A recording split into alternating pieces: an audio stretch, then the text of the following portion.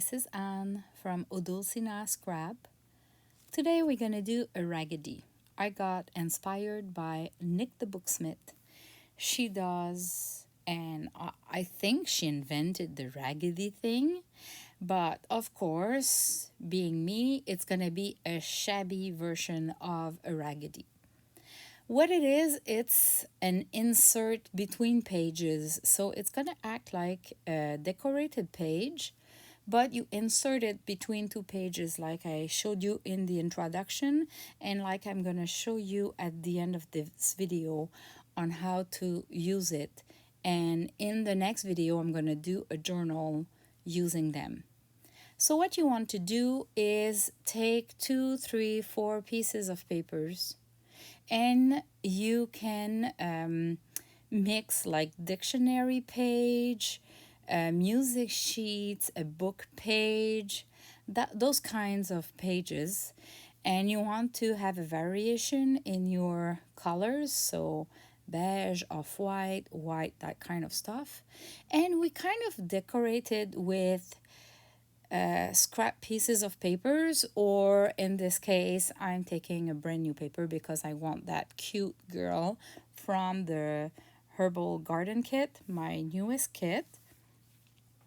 And we're gonna decorate them as itself, and they're gonna be not straight the ending. So when we put them as an insert in the between pages, it's going to be a little bit longer or larger, and it makes a really cute element to your junk journals. What I wanted to do with the raggedy is to do some sewing, and I'm using a black thread. So even if I'm going to stay in the soft pale colors, I'm going to use the black thread just to, I don't know, I love black threads. Even if I never use them, I always want to use that black accent. And I thought I'm going to use the music sheets a lot, which has a lot of black. You know, it's tone on tone with black. Either the dictionary page or everything, there's a lot of black in the writing. So my sewing with the black thread is kind of perfect. Now, what you want to do, you don't want to over decorate your raggedy because it's going to become too bulky. So you want to look for really thin laces. In this video, I'm only using Crafty Me Shop laces because I love those laces.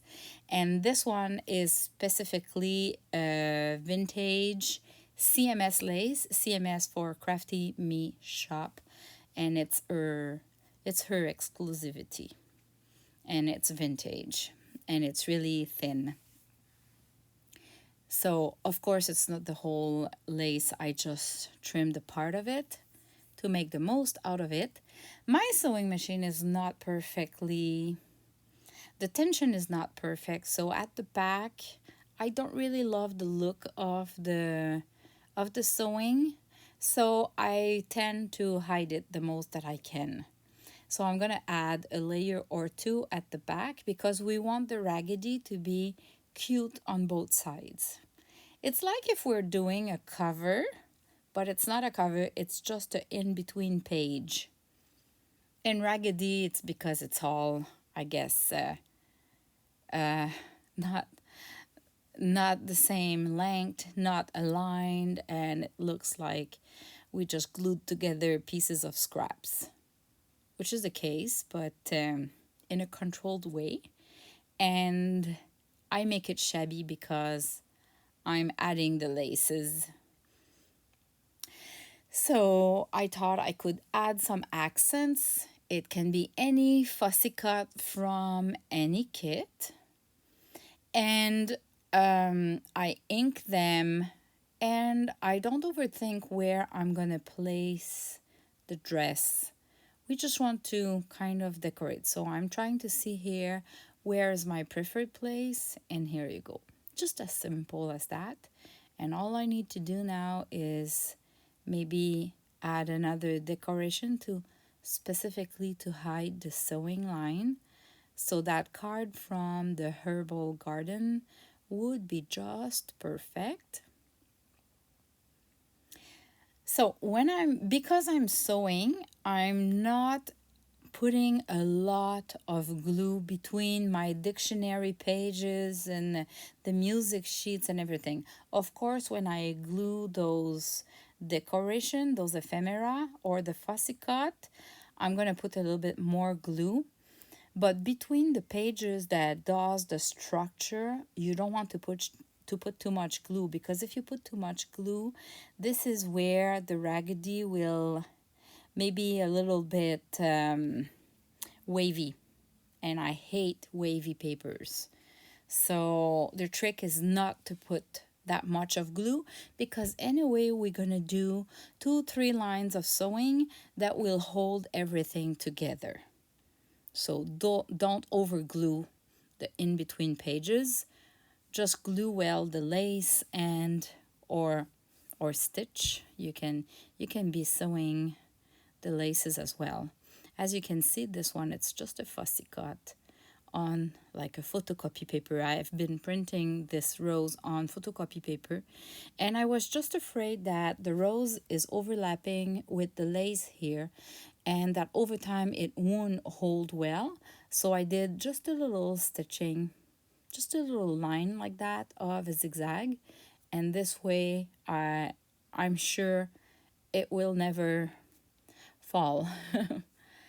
So I have those stamps in my herbal garden kit, and of course this video is faster than the normal speed, but as you can see, how I fussy cut the stamps is that I I cut and I move my left hand a little bit while I cut to create little mini waves, and this way the edge of my stamp is really wavy.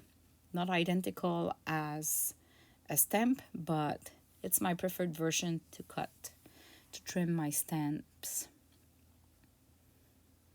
And now I'm just looking for a last piece of lace. So I'm putting laces on both sides because we want both sides to be shabby and to be cute, because they're going to be inserted between two pages, and we want them to be decorated really well on both sides.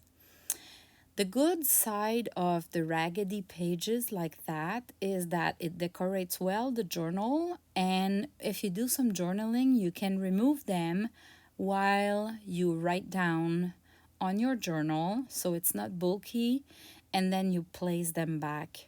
Or I see it as being a really good asset to put between two signatures. So if you make a journal that has more than one signature, the between the signature is typically, you have a gap there. So inserting a raggedy page like that is it's a really good idea to fill that gap between signatures.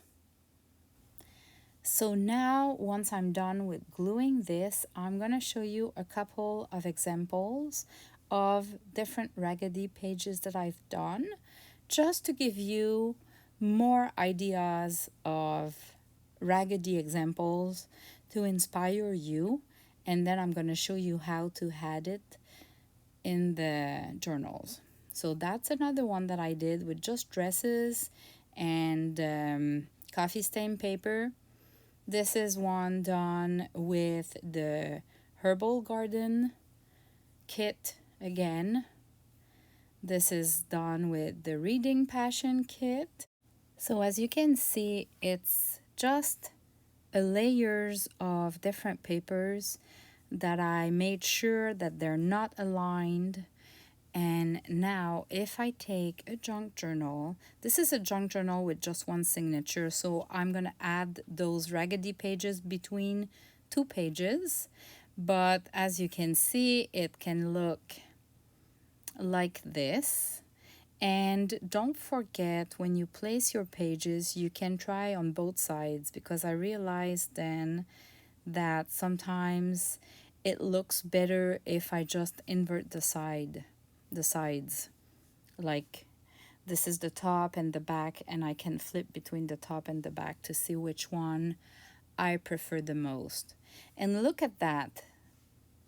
This created like a real shabby junk journal there. And it's just inserts. So anytime I can remove those inserts, do the journaling, and then put back those raggedy pages if I want. In a different order, I can change. They're not glued to the journal, so we can move them over and over. See this page? I change the side and it looks a little bit better. So I am just in love with the raggedy pages. I just couldn't stop making some. So stay tuned for the next video in the queue. I'm gonna create a journal with a shabby signature and the ragedies in, using the Herbal Garden digital kit mostly, and doing a cover, of course. So I hope it inspired some of you, and I'll leave a link in the description below to Nik the Booksmith's Raggedy video. She's really good at it. Thanks for watching, and see you in the next video. Bye bye.